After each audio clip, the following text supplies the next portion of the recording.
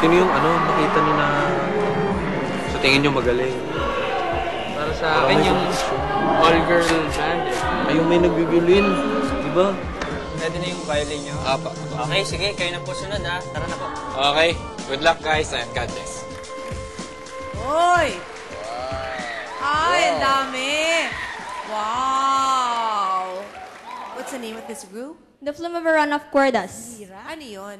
Flu for flute, Ma for marimba, V for violin, and Ron for rondalia. Paano kayo na-form? Community-based po.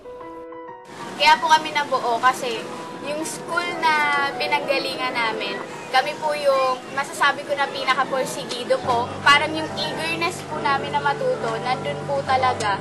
Every Sunday, regular po kami nagsiserve sa Mass sa Bethlehem. Parang ibalik yung binigay nilang tulong sa amin in a way na magsiserve po kami sa misa. Pinakahirap po talaga kami sa time. Pero syempre po, mahal naman po namin yung grupo at gusto po talaga namin matuto. Nagtsatsaga po kami. Oh, good luck, girls. Thank you.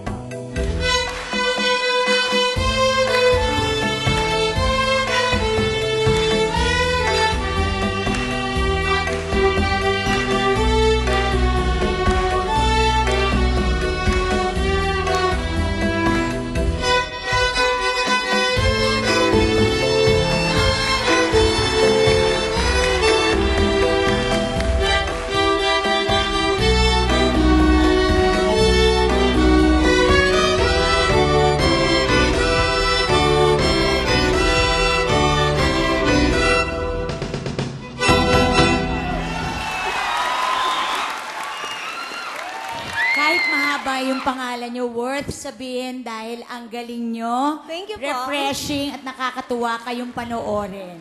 Nakakabilib yung community ninyo because obviously nag-invest sa talent ng kabataan.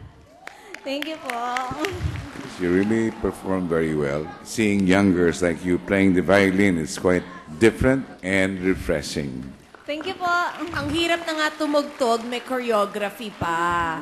And so pleasing to the eye, kaya ako yes. Thank you po.